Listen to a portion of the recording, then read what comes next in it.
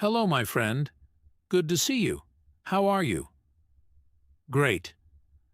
So listen, today I am going to give you lots of ideas about how to practice speaking English when you are alone, at home. Home Alone. Sounds like a film. Are you ready? Let's do it. Hello. And if you don't know me, my name is Adam. I run the English Sky YouTube channel. So listen, today we're going to be looking at how to practice speaking English when you are alone at home. It's not so easy for many people, right? Because maybe you don't have any native English speakers in your city. Maybe there are no tourists that you can go and harass. Maybe there are no groups where you can go and chat and do English, speak English. And maybe you're not ready to go on Skype and try and find some random English person to chat with, somebody you don't know. I mean, that can be quite hard, especially if you're a little bit shy like me. So what I want to do today is share with you lots of ideas about how you can practice speaking when you're on your own at home alone. Right? Good. Now, if you do know me, you may be thinking, what's that strange orange block over there? That wasn't there before. True, and this is my meditating mat. Sometimes where I sit and meditate sometimes. I don't sit on the wall. I'm just tidying at the moment, so I couldn't find a place to put it. So right now it's over there. Okay. The truth about speaking is that yes, you can watch videos, you can watch films, you can listen to podcasts, all of that is great. But at some point, you need to start speaking, and you can speak on bit, like writing your diary at the end of the day, right? Which is also a great way to practice writing, but this is speaking in front of the mirror. It's nice. It's reflective learning in many ways. Okay, moving on. The next one I call collocation fun, right? Collocations are words that are often used together, right? Like we talk about heavy rain. Heavy rain in English. We don't say big rain. Today there's big rain? No. There is heavy rain. So these are collocations. Collocation fun is where we're going to practice speaking, using a very common teaching method really based on the task-based approach to teaching. And it's based on prepare, practice, present. So we'll be preparing the words, the collocations, practicing sentences, and then presenting a whole talk. Okay. Now, the reason I suggest doing this in front of the mirror is that actually there are great benefits of talking to a mirror, right? First of all, mirrors don't answer back like young children or wives. But apart from that, right, when you're speaking in the mirror, you can look at your mouth and you can see the kind of movements that you're making, which is great, right? It's useful for pronunciation. You can also check your body language. You may be surprised to see that you speak like that without ever moving your arms, or that you suddenly realize that I'm doing this all the time. That's fine, but it's being aware of your body language can be quite good. And also, you feel like you're talking to someone, right? Many people I know, and this happened to me, right? I practiced for a long time with a book, and when I went to speak to somebody in the foreign language, it was like a shock seeing this face in front of me. Oh my God. But practicing with the mirror, you've got used to a face in front of you, right? So it does help. So let's look then. Prepare, practice, and present. Preparing. What I suggest you do here is you take a topic, right? A recent topic. We were studying in the live lessons was science, right? And then get some collocations. You can use your course book. If you want, you can get onto the internet. You can go to this rather nifty little website, this one called Keith Speaking Academy. And in here, right, you have got free live lessons. You can go through to the free live lessons, and there is a recent one on science. So you can just download, right? Download the document. Yeah, we want to download that. And then find in there all the collocations. Look, you've got the notes here. And here you've got collocations. You've got idioms. You've got loads of stuff. And what I would do is I would take maybe 6 or 7 collocations or idioms like exact science. It's not rocket science, to be on the same wavelength. And that's the preparation, right? That's step 1. Step 2 is in front of the mirror, just make a sentence with it. Right? Exact science. Well, parenting, bringing up children is not an exact science. Cooking is not an exact science. Frying an egg, it's not rocket science, it's actually quite easy, right? And then, I'm just practicing sentences here. And then in the end, after practice, present. I take one of the old Part 2 questions around science. Maybe something like, describe an area of science you're interested, and then start to talk about it for maybe a minute and trying, if possible, to use some of these phrases and sentences, right? So you may say something like this. Describe an area of science you're interested in. Well, okay. I guess an area I'm interested in actually is cooking. And I know it's not an exact science, but I guess it's a branch of science. A branch of food science, maybe. Right? And I am interested in the science behind cooking. I think it's very interesting. I know with cooking, when you heat things up, they change, and when you mix different things, like sugar and vinegar, you get different levels of acidity, and going to explain how it works. You can find that out once you kind of sign up for free. But basically, there's a library. You choose your level here. So let's say I'm going to go intermediate, and you can choose down here different audios to listen to. I've got one of my previous lessons here about sport that I will open up. And let me just show you briefly how it works. We'll just focus on the bit on the left, okay?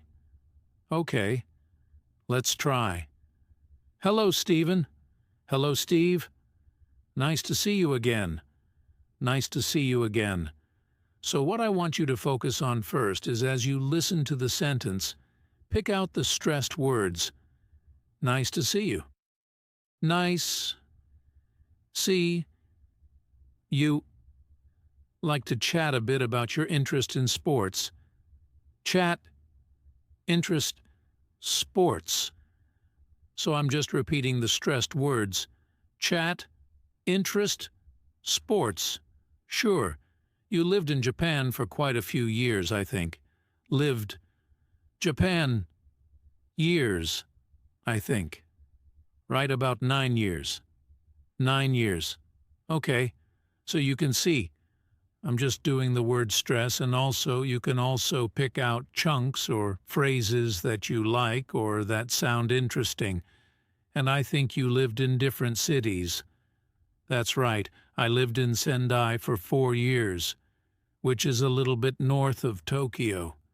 A little bit north, a little bit north. That's interesting. Which is a little bit north, right?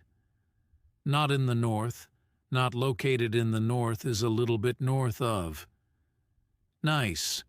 Tokyo for 4 years, and then 1 year down south in Shikoku. Down south. Interesting. Not in the south? Down south. Okay. And did you play any sports when you were in Japan? A little bit. A little bit. I love that. A little bit. A little bit. Played a little bit of soccer. I played a little bit of soccer. A little bit of soccer. Isn't that great? So you can see, I'm picking out either the stressed words or little phrases or chunks that I like. And this is really helping us listen and prepare for speaking. Next, what you'll do after you've finished, if you want, you can check the tape script as you listen again. That's fine. But at the end, what I would like you to try and do is try to repeat the audio or the lesson, giving a summary. So repeating it with your words, not reading, not listening. In fact, you can just close that and focus on your own words, right? Oops. And then after you've done that, and you've done a bit of practice, you could then try to retell the lesson or the story and record yourself. If you're not sure, you can use there's mobile apps to record your voice. There's Vocaroo, which is also a very simple online voice recorder. And recording yourself is great because it puts pressure on you. And that, my friend, is good. Also, you can then, once you've listened back, go and compare to the original lesson or story with the tape script and see if it's different. Did you make a mistake? Instead of saying a little bit of football, did you say a little bit football? Or did you use different collocations, right? Instead of individualized sports, did you say personal sports? Something different. That noticing, again, puts pressure on you, which is great, and it also helps you notice. A noticing language is a kind of feedback, which is essential to improve. So that's it. Practice with short audios. Right, the next one is really fun. And it's about imitating your favorite English-speaking actor or actress. Okay, so here, when you watch a film in English, take some of the actors that you really like and pretend to be them. Right? So you're copying their body language, their gestures, their facial expressions, their accent, their voice, their words. You're copying everything. Why does this work? Because it's all about identity. A key part of language learning is your identity as an English speaker. And as students, we often have a mask, or we can create a mask that we hide behind when we speak a foreign language. And this can be very, very helpful to reduce anxiety or stress, especially if you're shy or you don't want to, where the pressure is there. You have time to prepare to think about what you're going to say to record it. And if you don't like it, delete it, record it again. But it doesn't have to be perfect, right? It's just about practice. Not perfection, practice. So sending audio messages is a great way to do it. Next up, imitate the English foreigner. Now, I'm sure most people can imagine or know how English people speak your language, right? If you've got tourists or you've met people from other countries who speak your language, how do the English people speak your language, right? Take that sound, that accent, and start to use it. So, for example, let's imagine I'm Spanish. Speaking Spanish, right? And I'm thinking, so how do English people speak Spanish, right? They don't speak perfectly. Speaking Spanish. They speak with an English accent, right? Speaking Spanish. So the Spanish person would try and speak Spanish with the English accent. Speaking Spanish, right? And then switch to English, but keep that accent. Speaking Spanish. Hello, how are you? I'm fine, thank you. Can you hear that? That the same pronunciation and accent is easy to switch, and suddenly my English sounds English. It sounds great. Right, that's it. I'm doing an example with Spanish, but you could do it with any other language, right? Think how English people speak your language. Speak your language with that accent, and then switch to English keeping that British accent, or English accent, or American accent. It really can be quite useful and fun to boot. Great. Now the next idea is shadowing. Of course, a shadow right. If the sun is shining down on the floor behind you, you have a shape the same as you, right? Dark. That's your shadow. The sun leaves a shadow. You leave a shadow. And to shadow someone is to follow somebody. So, if I shadow you, it means I'm following you. Sometimes detectives will shadow suspicious people, right? Now, in language, when we shadow somebody, it can be just to repeat them, but you're very close behind them, right? Remember, wherever you go, your shadow follows very closely.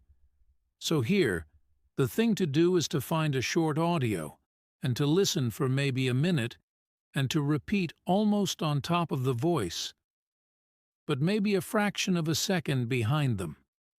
So you're just behind them, but you are really following them very, very closely. Do not wait for the sentence to finish, and then repeat. This is different. This is being really close behind them, and it forces you to pick up on word stress and intonation. And if you focus on those two things, it really can help build up that speaking skill, word stress and intonation. Let me kind of demonstrate. So we've taken from Culips or Culips a little audio. First of all, I recommend you listen to the minute completely, so you've got an idea of what it's about. And I've already done that because I'm well prepared. And then second time, you listen in shadow. Let me show you how close we are behind it. I'm going to use my phone so you can hear properly. So Jeremy, let's get into it. Talk about how to talk about pots. How to talk about movies and music and the kind of artwork that enriches our lives. This topic was suggested to us by one of our listeners, and she sends us email, which I will read for everybody. Now it says, unintelligible. Okay, I think you get the idea, right? So it's different from wait, listen, and repeat. It's shadowing, following closely. At first it's very hard, but the more you do it, the more you'll be noticing word stress, intonation, even accent. I noticed I was picking up a Canadian accent. About. It's all about. Right? That is shadowing. Let's move on. So we've had shadowing, right? Now we're going to look at responding. What is responding? Well, put very, very simply, responding is you hear a question, you get an idea, you give an answer, you respond. The two called responding, right? Responding cities, Part 1 and Part 3. And what I've done here is I've recorded several questions with a gap for you to answer. And then the next question. So if you go into, for example, the Part 1 and you press the shuffle button, the questions come at you in a random order, and it works a bit like this. I mean, let me just play it for you, and you'll see. Let's press shuffle, and it plays automatically. Do you like your hometown? Oh, that's a good question. Do I like my hometown? Yeah, I think my hometown, Manchester, which is up in the north of England, is a very attractive place. There's lots of restaurants and shops. It does attract quite a few tourists as well, and they often come in to see the industrial landscape or the football pitches. We have a famous football team called Manchester United, and Manchester. Do tourists like to visit your hometown? Yeah, there are quite a lot of tourists who come to visit my hometown. So, you see what's happening, right? It's just automatically asking me the next question, and I practice responding. Because I don't know what the questions are, because it's shuffle, random. So, you can practice that. You can also make your own, right? Set up your own YouTube channel. Don't worry about people finding it. They rarely do, and you just put some questions up with a gap for the answer, and then shuffle and Bob's your uncle. Fantastic. That's it. The next suggestion is describe what you are doing. And I know a lot of teachers suggest this as a way of thinking in English, right? So when you're out and about, when you're out and about maybe in the park and you're seeing different things, you describe what you see. Now I suggest you start with words, right? So there you are out and about in the park, and you see, oh, bicycle, person, path, trees, bag, woman, phone, and you're using words, right? And then, right, as you're walking around the park, you make collocations, little chunks of language, right? Riding a bike, a long path, a cluster of trees, the woman glued to her phone. Picnic, having a picnic maybe, right? And then you go on to make sentences, okay? This is a bit like that we mentioned earlier. The prepare, practice, present. So you're going from words to collocation to sentences, right? Oh, there's a man strolling in the park. There's a woman riding a bike. And also, there are lots of trees. There's a woman glued to her phone, and she looks like she's about to have a picnic. And you go on and on and on, right? Great. You can do it in any context. You can do it at home, or when you're out, at the shops, wherever. Now, you may think and you may say, yeah, but Keith, you can't go round the streets talking to yourself. People think you're mad. Well, yes and no, right? Nowadays, put these on, right? Nowadays, people walk around and they're on the phone and like, hello, yeah, John, yeah, I'm in the park actually. Yeah, it's lovely, there's a man strolling over there. There's a woman riding a bicycle. Yeah, I'm good. How are you, right? That's perfectly normal to be talking to yourself in the streets, right? And if you're not comfortable with that, you can pretend that you're Johnny English, right? Pretend you're a spy. Hello? Yes. There's a man walking along a path. There's a woman riding a bicycle, and I think there's a woman glued to her phone and she's about to have a picnic. Call in the police. Get Johnny English. Pretend to be a spy. I don't know. It's very, very normal, but the key speak out and go from words to collocation to sentences. Great practice. You can do it at home as well. I mean, I'm talking about getting some fresh air. Nowadays, that's not so easy, right? In fact, if you've got a little mask, you could speak behind your mask to try and they help you focus on specific sounds, and they're fun. The idea is to repeat the sounds, or the riddle, if you like, 3 or 4 times until you get more fluent with it, and basically it's a bit like a gym workout for your mouth because, again, one of the really important things about speaking is in English, you're using different muscles from your own language, and very often you're not practicing those muscles enough. Tongue twisters are a great way to do it. For example, right, the ragged rascal ran round the ragged rock. Good for your R's, right? Try it 2 or 3 times. The ragged rascal ran round the ragged rock. The ragged rascal ran round the ragged rock. The ragged rascal ran round the ragged rock, or see, I can't even say she. She sells seashells on the seashore.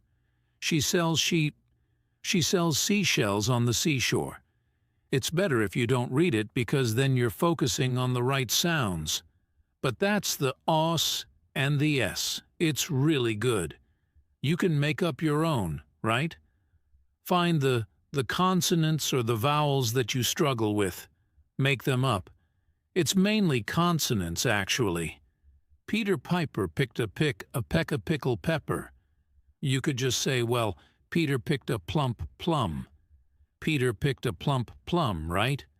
Make it up. Great way to practice. Really good for pronunciation. Next, practice idioms with Youglish. Now, Youglish is an amazing website. It's very, very simple to use. It's basically like YouTube, but with clips. So you can take any phrase, and I think about idioms here. You input the idiom, and it gives you lots of video clips using that idiom, and you just practice. So you can imitate the intonation, the sound. You can get some context for the idiom, which always helps, right? And it's a really, really effective way to do it. Let's have a look how it works. This is Youglish. You put in basically a word or an expression. Let's take, for example, an idiom. I don't know if you know this one. Pull your socks up, which basically means to do better, to work harder, to do better. So to work harder to improve your performance, if you like, you need to pull your socks up. My teacher at school would always say, "Come on, Mr. O'Hare, it's time to pull your socks up." So if we want to see this in different contexts, so he's been told, "Come on, pull socks up. Move. That was so fast. Let's move to the next one. We're given 8 clips here. The next one. You had to pull your socks up. You had to pull your socks up, American. Right? You had to pull your socks up. So you can hear and just, it's nice for repetition and also context, which helps you. That was how you got your network by improving, right? That was how you got your network. So you can move on, try another one. At a moment like this, pull up your socks. At a moment like this, pull up your socks. Pull yourself together and put down the phone. Pull yourself together and put down the phone. Right? So, again, you can see the words. You can rewind. At a moment like this, you can control the sound, and you can check different examples by just clicking on to the next one. Okay? Pull up your own socks. Pull up your own socks. Thank you very much, sir. Right. That's it. That's Youglish. So that's it. You can use it for vocabulary, but I like it for idioms because that's often the difficult thing that a lot of students find to use naturally. So any work you can do on idiom practice is going to help. Great. Let's move on. Right. Okie dokie. Next up, immerse yourself in English. Immerse. Surround yourself in English. I think it's well known through research that the more you can be immersed in English, the more you're going to learn. I suggest you do a lifestyle audit. An audit is like a check or a checklist, right? So where do you use English, and where do you use your mother tongue? So think about when you're using your phone, using your week. I mean that you can't go wrong. And once you've done that, then you step it up and you make it more challenging. Okay? So do yourself a favor. Set yourself up to win. And on the point of goals, there's going to be a day where you're just too tired and fed up, and you don't want to do it, right? There's a little trick which is, it's called the 1-minute trick, right? So you're thinking, today, I've said, I'm going to speak for 10 minutes, right? But I just can't. Oh, I've got the baby screaming. I've got to prepare dinner. I've got this to do and that to do. I just don't can't do it, right? The 1-minute trick is you say to yourself, okay, I'm just going to take 1 minute to practice. So instead of 10, today I do 1 minute. But I don't stop. I don't say I'm not going to do it. I still do it, but just 1 minute. And try that. What often happens is, after a minute, once you've started, you think, I might as well do another couple of minutes now that I've started, and actually you often end up doing 10. But the 1-minute trick is really powerful, so check it out. Next, habits. If possible, when you've got your goals and your speaking practice, try and do the same place at the same time every day. It helps build a habit. And also, if you have a cue, right? That is the same. That indicates, I'm going to do it. The cue could be a time, right? 11 o'clock every morning, that's my English time. Boom. When I brush my teeth in the morning, remember? In front of the mirror, that's my English time. 2 minutes just speaking about what I'm gonna do. Have that cue same place. Same time every day makes it much more easier. No, much easier. Classic native speaker mistake. So that's all about habits. Finally, you thought we would never arrive at the end, right? The last piece of advice is to join a community. Because often when you're speaking alone, it can be a lonely experience, right? So even though your practice is alone at home, having some kind of contact with the community, even if it's reading, writing, typing, can be very motivating. So there are lots of Facebook groups. I mean, I have one, but you can choose any Facebook group. If you want to find out mine, link below. But being a part of a community can really help just motivate you. Even if you're not speaking, you can speak in my community. Some people record themselves? Great. But you can practice at home on your own. But just having people you're sharing your learning with is very powerful. That is it. All of these, I hope, interesting, useful, and great ideas for you. Great. So there are lots of ideas there. I hope you can take some of these and start practicing speaking when you're at home alone. I think it's all a question of confidence, right? The more you speak, the more confident you get, and the more ready you are for your IELTS speaking test. Also, I hope if you practice these, you can be ready to move up to the next step, because I do think it's also important to interact with people. And maybe this can help you get ready to find a speaking partner, or speak with a friend in English, or even find a teacher, where you can go and practice more and more. Whichever way you go, enjoy it and have fun with English as well. Take care, my friend. Bye-bye.